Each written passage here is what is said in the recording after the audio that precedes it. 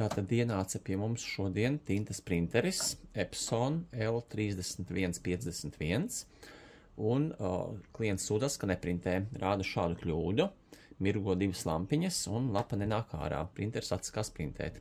Šī kļūda ļoti, ļoti izplatīta, daram gandrīz katru dienu, un šī kļūda nozīmē to, kad šim printerim ir jānomaina tintas absorberis.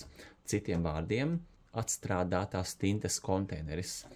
Šeit aiz vāciņa ir konteineris, tāds kā kārtridžs, ar sūkļiem, kuros tiek uzsūkta atstrādātā tinte.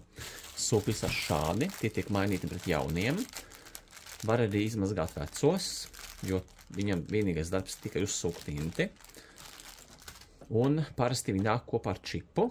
Nomainot šo konteineru, printeris zina, kad ir nomainīts un viss strādā, bet tiem printeriem, kuriem čips nenāk uz šī konteinera, tiem ir jāmodificē printera BIOS, printera iekšējā programma, lai printeris zinātu, kad šis darbs ir paveikts, kad šis absorberis ir nomainīts.